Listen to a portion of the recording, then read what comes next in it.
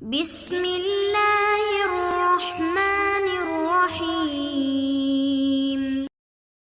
اعوذ باللہ من الشیطان الرجیم، بسم اللہ الرحمن الرحیم۔ عزیز علماء کرام، آج ہم المنطق المظفر صدوم کا سبق نمبر 105 پڑھنے جا رہے ہیں، اور آج انشاءاللہ بیان کریں گے قیاس استثنائی کی تعریف کو، اس کی تقسیم کو اور اس کی شرائط کو۔ کلی طور پر فرماتے ہیں قیاس کی ہمارے پاس دو قسمیں ہیں، ایک ہوتی ہے قیاس کامل یا اسے قیاس بسیط بھی کہا جاتا ہے، اور دوسری ہوتی ہے قیاس ناقص جسے قیاس مرکب بھی کہا جاتا ہے۔ قیاس کامل سے مراد وہ قیاس ہے جو دو مقدمہ کو ملا کر نتیجہ دے دے اور کسی مقدمہ خارجی پر موقوف نہ ہو، یعنی اس میں ہم کیا کرتے ہیں، فقط صغریٰ اور کبریٰ کو ملاتے ہیں مثال کے طور پہ، تو اس سے ہمیں نتیجہ حاصل ہو جاتا ہے، اور فرماتے ہیں اس کو ثابت کرنے کے لیے ہمیں اضافی کسی خارجی مقدمے کی ضرورت نہیں پڑتی، جس سے ہم کیا کریں، اپنے مطلوب کو ثابت کریں۔ یعنی براہ راست کیا ہوتا ہے، یہ فقط اور فقط دو مقدموں سے ہی ثابت ہو جاتا ہے، اس کو قیاس کامل کا نام دیا جاتا ہے۔ البتہ اس کے مقابل میں آتی ہے قیاس ناقص جسے قیاس مرکب بھی کہا جاتا ہے۔ اس سے مراد وہ قیاس ہے کہ جس میں نتیجہ حاصل کرنے کے لیے کسی مقدمہ خارجی کو ضم کرنے کی ضرورت پڑے، جیسا کہ قیاس خلف میں ہوتا ہے، جیسا کہ قیاس مساوات میں ہوتا ہے۔ انشاءاللہ آگے جب قیاس کا خاتمہ آئے گا اس میں انشاءاللہ ہم قیاس ناقص کے حوالے سے تفصیل سے گفتگو کریں گے۔ قیاس کامل کی ہمارے پاس دو قسمیں ہیں، ایک ہے قیاس اقترانی اور دوسری ہے قیاس استثنائی۔ اسی طرح قیاس اقترانی کی پھر دو قسمیں ہیں، ایک ہے قیاس اقترانی حملی اور دوسری ہے قیاس اقترانی شرطی، جس کو ہم نے مکمل تفصیلات کے ساتھ آپ کے سامنے بیان کر دیا۔ یعنی ہم نے اب تک قیاس اقترانی کی دو قسموں کو بیان کیا ہے، جو اشکال اربعہ ہم نے بیان کیے، وہ اقترانی حملی کے بیان کیے، اس کے بعد ہم نے اقترانی شرطی کی 5 ابواب میں مکمل تفصیل کو بیان کیا۔ اب ہم بڑھنے جا رہے ہیں دوسری قسم کی جانب، جو کہ ہے قیاس استثنائی۔ فرماتے ہیں سب سے پہلے قیاس استثنائی کی تعریف کو بیان کریں گے، اس کے بعد اس کی تقسیم کو بیان کریں گے، اور اس کے بعد بیان کریں گے قیاس استثنائی کی کون کون سی شرائط، جس طرح ہم نے قیاس اقترانی کے قواعد عامہ بیان کیے تھے، اسی طرح فرماتے ہیں کہ قیاس استثنائی کے قواعد اور اس کی شرائط کو ہم بیان کریں گے۔ سب سے پہلے آ جاتی ہے اس کی تعریف۔ فرماتے ہیں قیاس استثنائی وہ قیاس ہے کہ جس میں نتیجہ یا نتیجہ کا نقیض بالفعل مقدمات میں ذکر کیا گیا ہو، یعنی یا تو نتیجہ یا نتیجہ کا جو نقیض ہوگا اس کو فعلی طور پر، دیکھیں یہاں پر بالفعل کی قیاس لگائیے، بالفعل کی قیاس سے کیا ہوتا ہے، قیاس استثنائی قیاس اقترانی سے جدا ہو جاتی ہے۔ قیاس اقترانی میں کیا ہوتا ہے، وہاں پر بھی مقدمات کے اندر نتیجہ یا نتیجے کا نقیض بہرحال موجود ہوتا ہے، اگر ایسا نہ ہو تو نتیجے کا مقدمات کے ساتھ ربط باقی نہ رہے، مطلب وہاں پر بھی ہوتا ہے، لیکن وہاں پہ بالفعل نہیں ہوتا بلکہ بالقوہ ہوتا ہے۔ ایسا ہوتا ہے کہ اس کا ایک حصہ مثال کے طور پہ صغریٰ میں موجود ہوتا ہے اور اس کا دوسرا حصہ کبریٰ میں موجود ہوتا ہے، لیکن فرماتے ہیں کہ یہاں پر ہوتا ہے بالفعل، یعنی جو نتیجہ ہم نے حاصل کیا ہے یا تو فرماتے ہیں کہ وہ خود براہ راست مقدمات کے اندر ذکر کیا گیا ہے، یا پھر اس کا نقیض کم از کم مقدمات میں سے کسی ایک میں ذکر کیا گیا۔ انشاءاللہ مثالیں آئیں گی، اس سے آپ کے اوپر بات واضح ہو جائے گی کہ نتیجہ جو ہم حاصل کرتے ہیں حقیقت میں وہ پہلے سے ہی وہ یا اس کا نقیض مقدمات کے اندر موجود ہوتا ہے۔ تو اس قسم کی قیاس کو قیاس استثنائی کہتے ہیں۔ اس کو استثنائی کہنے کی وجہ یہ ہے کہ ہم کیا کرتے ہیں کہ ہم وہاں پہ کلمہ استثناء کو استعمال کرتے ہیں، اور جو ہم بیان کرتے ہیں اس کو یا اس کے نقیض کو نتیجے میں پھر ثابت کر دیتے ہیں۔ یہ تو بات ہو قیاس استثنائی کی تعریف کی۔ آگے بیان کرتے ہیں قیاس استثنائی کی تعریف۔ جس طرح ہم نے کہا تھا تعریف قیاس اقترانی کی، قیاس اقترانی بنتی کس طرح سے، اس طرح بیان کرتے ہیں کہ قیاس استثنائی کیسے بنتی ہے۔ مطلب یہ والی قیاس ہمیشہ دو مقدموں سے مل کر بنتی ہے، یعنی اس میں کم از کم دو مقدمے ہونے چاہیے، البتہ فرماتے ہیں اس کا صغریٰ ہمیشہ قضیہ شرطیہ ہوتا ہے اور اس کا کبریٰ ہمیشہ قضیہ حملیہ ہوتا ہے۔ یعنی جہاں پر بھی آپ کو اس طرح کی قیاس نظر آئے گی تو اس کو ہم قیاس استثنائی کا نام دیں گے کہ اس کا صغریٰ ہمیشہ قضیہ شرطیہ ہوگا۔ اب اس میں فرق نہیں ہے کہ قضیہ شرطیہ متصلہ ہو یا قضیہ شرطیہ منفصلہ ہو، البتہ جو اس کا کبریٰ ہوتا ہے فرماتے ہیں وہ قضیہ حملیہ ہوتا ہے۔ پس اگر ہم قضیہ شرطیہ اور قضیہ حملیہ کو آپس میں قیاس کی صورت میں ملائیں گے تو ہمارے پاس جو نتیجہ حاصل ہوگا وہ قضیہ حملیہ کی صورت میں ہی حاصل ہوگا۔ البتہ یہاں پہ سوال ہمارے اوپر ہو سکتا ہے کہ نتیجہ یا نتیجہ کے نقیض کا مقدمات میں آنا محال ہے، کیوں؟ اس لیے کہ مقدمات پہلے سے ہی مسلم ہے۔ یعنی ہم کیا کہتے ہیں، ہم کہتے ہیں صغریٰ بھی مسلم ہے اور کبریٰ بھی مسلم ہے، یعنی ہم ان مقدمات مسلمہ کو اٹھاتے ہیں اور اس سے کیا کرتے ہیں، اپنے مطلوب کو ثابت کرتے ہیں۔ مطلب مقدمات تو پہلے سے مسلم ہے، آپ کہہ رہے ہیں کہ ان مقدمات مسلمہ میں نتیجہ یا نتیجہ کے نقیض کا آنا، مطلب نتیجہ کیا ہوتا ہے، نتیجے کو ہم ثابت کرنا چاہتے ہیں، نتیجہ ہمارا مطلوب ہے، وہ ہمارا مدعا ہے، مطلب نتیجے کو ہم نے ثابت کرنا، تو جس چیز کو ہم یہاں پہ ثابت کرنا چاہ رہے ہیں اس کو مقدمات مسلمہ میں ذکر نہیں کیا جا سکتا۔ فرماتے پس اگر آپ ان چیزوں کو کہ جن کو یہاں پہ ثابت کرنا چاہ رہے ہیں خود ان کو مسلم قرار دے دیں تو فرماتے یہ مصادرہ علی المطلوب ہوگا کہ جس چیز کو آپ ثابت کرنا چاہ رہے ہیں اسی کو آپ دعویٰ کے طور پر ہی پیش کر رہے ہیں۔ فرماتے ایسا درست نہیں ہے۔ یہ ہمارے اوپر سوال ہوا، اعتراض ہوا، اشکال ہوا۔ مصنف اس کا جواب دیتے ہیں کہ اگر نتیجہ یا اس کا نقیض براہ راست ایک مقدمہ مستقل اور مسلم میں ذکر کیا جائے تو آپ کا اشکال قابل قبول ہے۔ یعنی ہم کیا کہیں کہ مقدمات کے اندر یا صغرا کے اندر یا کبرا کے اندر نتیجہ بطور مقدمہ مستقل کے موجود ہے، یعنی سارے کا سارا صغرا یا سارے کا سارا کبرا جو کہ مقدمہ مستقل ہے وہ سارے کا سارا بے عین ہی نتیجے میں واقع ہو رہا یا اس کا نقیض نتیجے میں واقع ہو رہا۔ فرماتے اگر تو یہ بات ہم یہاں پہ کہیں تو پھر آپ کا اشکال قابل قبول ہے، لیکن مصنف فرماتے حقیقت میں ایسا یہاں پہ کچھ ہوتا نہیں ہے، بلکہ نتیجہ یا اس کا نقیض بطور غیر مستقل ذکر کیا جاتا ہے کہ نتیجے میں اس کو استقلال حاصل ہو جاتا ہے۔ یعنی ہوتا مقدمات کے اندر غیر مستقل ہے، ہمیں معلوم نہیں ہوتا کہ آیا اس طرح ثابت ہوگا یا ثابت نہیں ہوگا، لیکن جب نتیجے میں جاتے ہیں تو وہی والا قضیہ جو کہ غیر مستقل طور پہ پہلے بیان ہوتا ہے یا صغرا کے اندر یا کبرا کے اندر، تو جب ہم نتیجے میں جاتے ہیں تو اس کو استقلال حاصل ہو جاتا ہے۔ دلیل یہ کہ ہم نے ابھی یہ بات بیان کی کہ جو قیاس استثنائی ہوتی ہے وہ دو چیزوں سے مل کر بنتی ہے، اس کا صغرا قضیہ شرطیہ ہوتا ہے اور اس کا کبرا قضیہ حملیہ ہوتا ہے۔ جو قضیہ شرطیہ ہوتا ہے اس میں کیا ہوتا ہے؟ اس میں فرماتے ہیں مستقل طور پر حکم نہیں ہوتا، ہم کیا کہتے ہیں یا ایسے ہوگا یا ایسے ہوگا، یعنی احتمالی طور پہ حکم ہوتا ہے، یعنی وہاں پہ یقینی طور پر نہیں ہوتا۔ فرماتے چونکہ وہاں پہ حکم احتمالی ہوتا ہے، یقینی نہیں ہوتا، اس بنا پر فرماتے آپ کا یہاں پہ اشتغال وارد نہیں ہوگا۔ اسی بنا پر ہم کہتے ہیں کہ یہاں پہ صغرا کے اندر یا کبرا کے اندر جس نتیجے یا نتیجے کے نقیض کو بیان کیا گیا ہو اس کو بطور مستقل بیان نہیں کیا جاتا، اس کو یقینی اور قطعی طور پہ بیان نہیں کیا جاتا، بلکہ اس کو ان مقدمات کے ذریعے ثابت کر کے جب ہم نتیجہ حاصل کر لیتے ہیں تو فرماتے مطلوب ہمارا قطعی اور یقینی طور پہ ثابت ہو جاتا ہے۔ مطلب اسی بنا پر ہم نے کہا کہ صغرا کا شرطیہ ہونا ضروری ہے تاکہ جب نتیجہ حاصل ہو تو جو چیز پہلے احتمالی تھی وہ بعد میں قطعی ہو جائے۔ جہاں تک تعلق ہے کبرا کا، مطلب کبرا میں کیا ہوتا ہے کلمہ استثناء ہوتا ہے، اور اسی کلمہ استثناء کی وجہ سے ہم اس قیاس کو قیاس استثنائی کا نام دیتے ہیں۔ قیاس استثنائی کی اقسام، مطلب اس کی ہمارے پاس دو قسمیں ہیں، ایک ہے قیاس استثنائی اتصالی اور دوسری ہے قیاس استثنائی انفصالی۔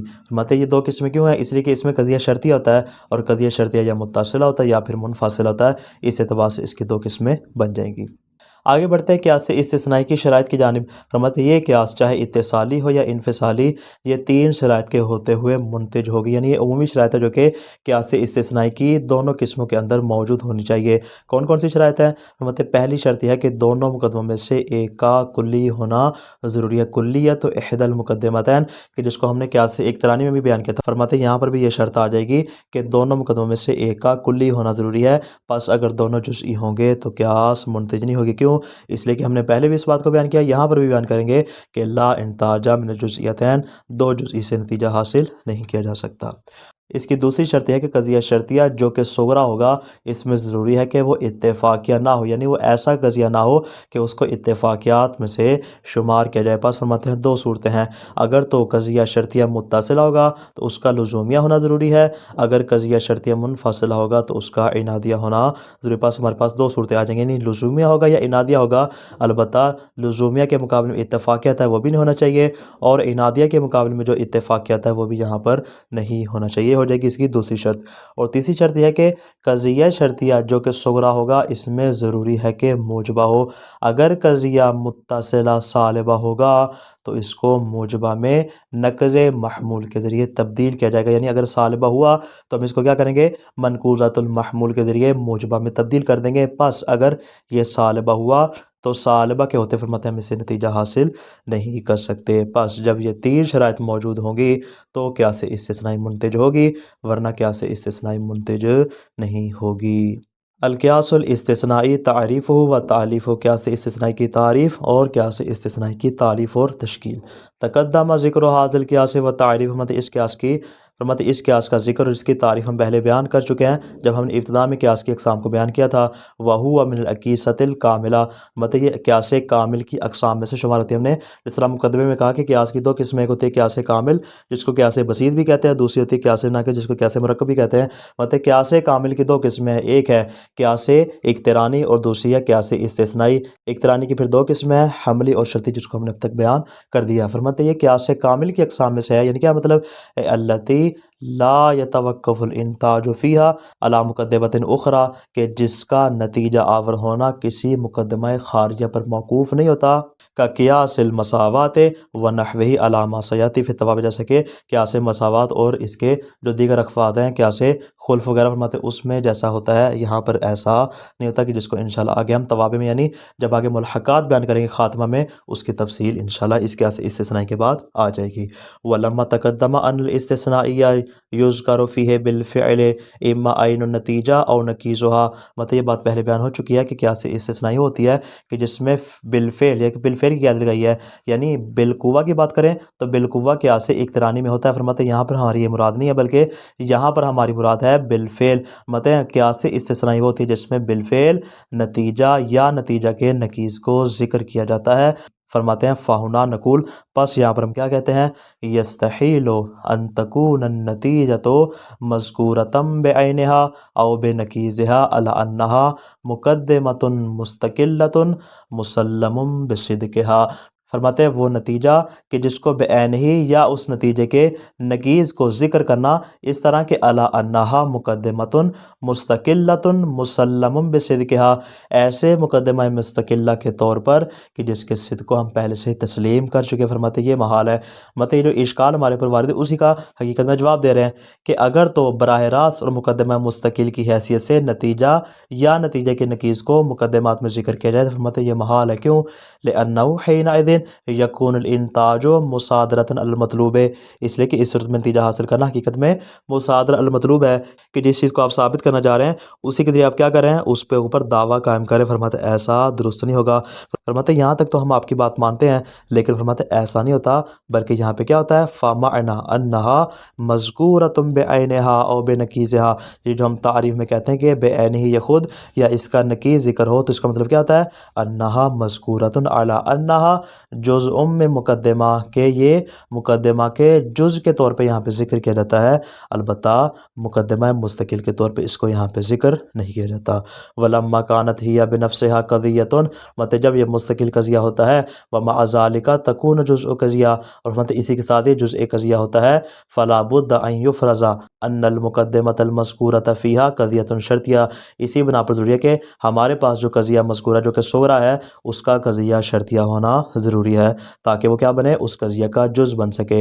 لأنها تتألف من قضیتین بالأصل، اس لیے کہ جو قضیہ شرطیہ ہوتا ہے وہ ایک قضیہ نہیں ہوتا بلکہ وہ دو قضیہ سے مل کر بنتا ہے جو کہ حقیقت میں قضیہ حملیہ ہوتے ہیں۔ فیجب ان تکون علی ھذا، پس اس بنا پر جو صغرا ہمارا قضیہ شرطیہ ہوگا اور ہمارا نتیجہ کا نقیض اس شرطیہ کا جز ہوگا، مطلب اس بنا پر ضروری ہے کہ احدی مقدمۃ ھذا القیاس شرطیہ، اس قیاس کے دو مقدموں میں سے ایک کا شرطیہ ہونا ضروری ہے، یعنی ایک شرطیہ ہو جائے گا۔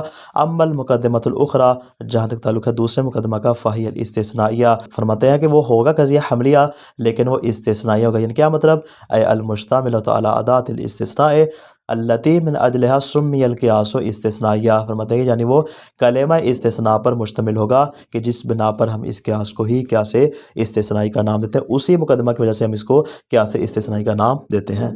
والاستثنائیۃ یستثنی فیہا احد طرفی شرطیۃ او نقیضہ لینتج الطرف الآخر، مطلب جو قضیہ استثنائیہ ہوتا ہے اس میں کیا ہوتا ہے، اس میں قضیہ شرطیہ کی طرفین میں سے کسی ایک طرف کو یا طرفین کے نقیض میں سے کسی ایک کو مستثنیٰ کیا جاتا ہے، لینتج الطرف الآخر، تاکہ دوسری طرف ہمارے پاس نتیجہ کے طور پہ آ جائے، او نقیضہ، یا اس کا نقیض آ جائے۔ اگر تو ہم نے عین کو مستثنیٰ کیا ہے تو فرماتے ہیں دوسری طرف کا جو نقیض ہے وہ نتیجہ کے طور پہ حاصل ہو جائے گا، اگر ہم نے نقیض کو مستثنیٰ کیا ہے مطلب تو بعین ہی دوسری طرف ہمارے پاس نتیجے کے طور پہ حاصل ہو جائے گی، علامہ سیاتی تفسیر جس کی انشاءاللہ تفصیل آگے آ جائے گی۔ تقسیم ہو فرماتے کیا سے استثنائی کی تقسیم کیا ہے؟ وہذہ شرطیتوں قد تکون متصلہ و قد تکون منفصلہ، مطلب جو ہم نے کہا کہ دو قضیوں میں سے ایک کا شرطیہ ہونا ضروری، فرماتے یہ شرطیہ کبھی متصلہ ہوگا اور کبھی منفصلہ ہوگا۔ وبحسبها ينقسم هذا القياس الى الاتصالی والانفصالی، اسی بنا پر اس قیاس کی دو قسمیں ہو جائیں گی، قیاس اتصالی اور قیاس انفصالی۔ شروطہ، قیاس استثنائی کی شرائط کیا ہے؟ وَيُشْتَرَطُ فِي هَذَا الْقِيَاسِ ثَلَاثَةُ امور، اس قیاس میں فرماتے ہیں کلی طور پر تین امور کی شرط قرار دی گئی ہے۔ الاول کلیت احدى المقدمتین، دو مقدموں میں سے ایک کا کلی ہونا ضروری ہے۔ فلا ينتج من جزئیتین، پس دو جزئی سے نتیجہ حاصل نہیں کیا جا سکتا، فرماتے یہ وہی شرط ہے جس کو ہم نے قیاس اقترانی میں بیان کیا تھا۔ الثانی، دوسرا کیا ہے؟ اللہ تکون شرطیہ تو اتفاقیہ، شرطیہ اتفاقیہ نہیں ہونا چاہیے، بس اس میں دو صورتیں ہیں، اگر اتصالی ہوگا تو لزومیہ ہونا چاہیے، اگر انفصالی ہوا تو اس کا انادیہ ہونا چاہیے، اتفاقیہ نہیں ہونا چاہیے۔ الثالث، تیسری شرط کیا ہے؟ ایجاب الشرطیت، شرطیہ کا موجبہ ہونا ضروری ہے۔ ومعنى هذا الشرط فی المتصلۃ، مطلب اس شرط کا متصلہ میں بطور خاص معنی کیا ہوگا کہ ان الصالبۃ تحول الی موجبۃ لازمۃ لها، کہ ہم قضیہ صالبہ کو قضیہ موجبہ میں منقوضۃ المحمول کے ذریعے کیا کریں گے؟ اس کی تحویل کریں گے۔ فتوضع مکانہا، پس اس قضیہ موجبہ کو اسی صالبہ کی جگہ پر رکھ دیا جائے گا۔ تو خلاصہ کیا آج کے درس کا؟ قیاس اقترانی کو بیان کرنے کے بعد مصنف قیاس استثنائی کی بحث کا آغاز فرماتے ہیں۔ قیاس استثنائی سے مراد وہ قیاس ہے جس میں نتیجہ یا اس کا نقیض مقدمہ اول میں بیان ہوا ہو۔ اعتراض ہو سکتا ہے کہ جس کو ثابت کرنا مقصود ہے اس کا بطور مسلم ذکر کرنا مصادرہ علی المطلوب ہے۔ جواب یہ کہ نتیجہ یا نقیض مقدمہ اول میں غیر مستقل طور پر ذکر ہوتا ہے، نہ کہ مستقل طور پر۔ قیاس استثنائی دو مقدمات سے مل کر بنتی ہے کہ جس کا پہلا مقدمہ شرطیہ اور دوسرا مقدمہ حملیہ ہوتا ہے۔ قیاس استثنائی کی دو قسمیں اتصالی اور انفصالی۔ قیاس استثنائی کے نتیجہ آور ہونے کی تین شرائط ہیں، دونوں میں سے ایک کا کلی ہونا ضروری ہے، اگر شرطیہ ہوگا تو اتفاقی نہیں ہونا چاہیے، اگر قضیہ شرطیہ ہے تو اس کا موجبہ ہونا ضروری ہے، اگر صالبہ ہوگا تو اس کے موجبہ میں تحویل کی جائے گی۔ والسلام علیکم ورحمۃ اللہ وبرکاتہ۔